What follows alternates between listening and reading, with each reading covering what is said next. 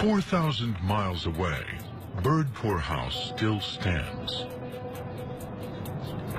Here, Charles Allen begins his search for answers to the Piprawa mystery. Yes, it's faded, it's not looking at its best, but it is the same house. 3 generations of the Pepes grew up in this house, and Neil, who's now in his 70s, he must have played on these lawns, he must have played along the veranda up there.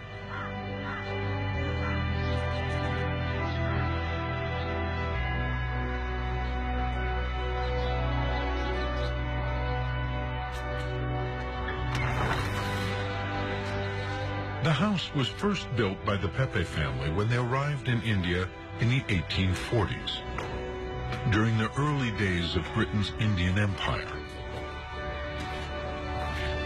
The family created a vast 30,000-acre estate here, growing crops like sugarcane and rice.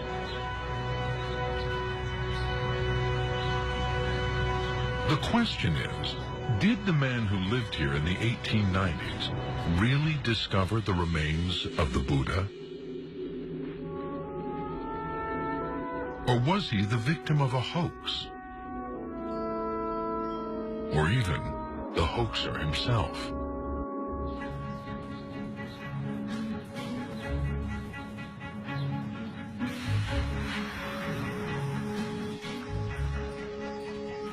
Willie Pepe, estate manager and engineer, was in his mid-40s when he turned amateur archaeologist in 1897.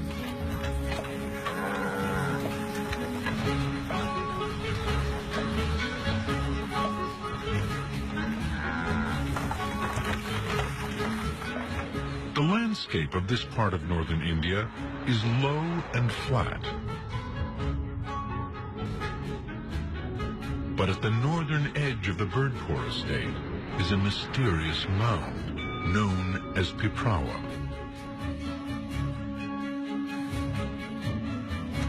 It was here that Pepe set his men digging.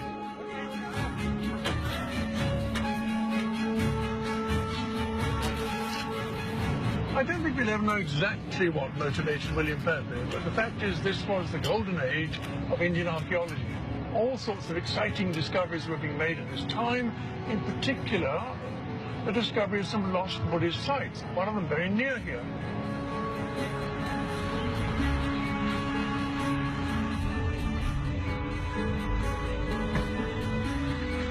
After weeks of clearing away soil at the mound, Pepe's men had exposed the top of a large brick structure. But what lay beneath?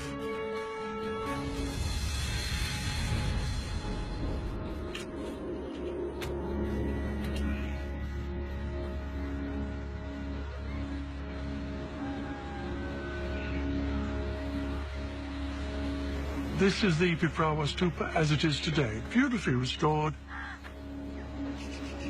But this is not what it would have been like in 1898.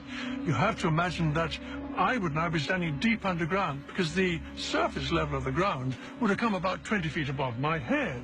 So the first thing Mr. Pepe has to do is to expose the top of this vast mound, and his workmen uncover a lovely brick dome.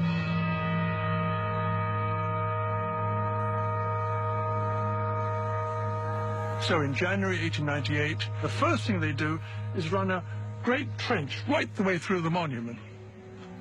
And then they dig down deep into the ground. When finally they've got to the bottom, what do they find? A neat little alcove, and inside it, this vast stone coffer. I mean, nothing like it has ever been found in India. It's almost like some sort of Egyptian sarcophagus. Will they find a body? Will they find treasure? You can imagine the excitement building. It must have been an extraordinary moment.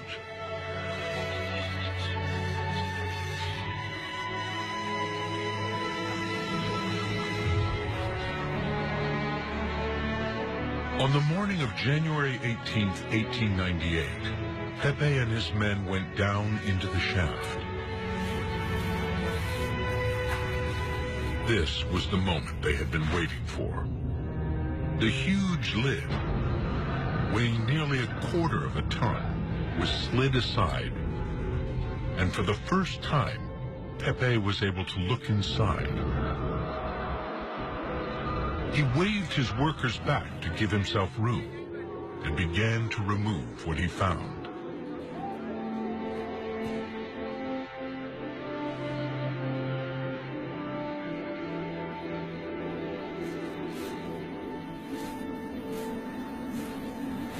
We know from family accounts that William Pepe reached down into the box and produced a water pot. I suspect a great sense of anticlimax. It was an ordinary little water pot, as you might find in India today. So he would have handed that to his foreman, looked down again.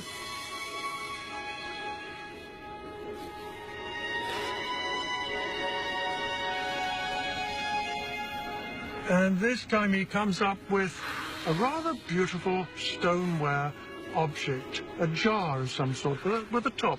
Okay, a bit more excitement perhaps. Hands it to his foreman.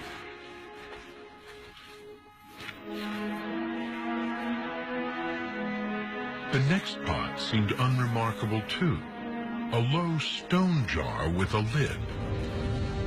This too was carefully wrapped in newspaper. But something much more remarkable was to come.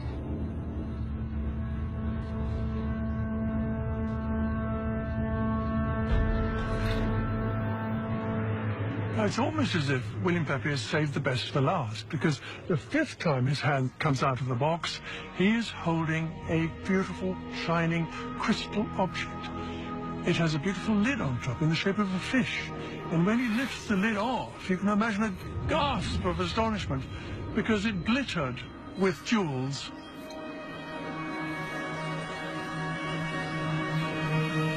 And hundreds of little flowers made of precious stones. A most thrilling sight it must have been. And there's more to come, because when they actually looked inside the stone coffer, they saw the entire floor was covered with glittering items, gold and little precious and semi-precious jewels. I mean, there were over 1,600 individual items there. A unique offering of some sort had been laid across the floor of this great coffer. A complete mystery. But what an amazing moment for the Pepe family.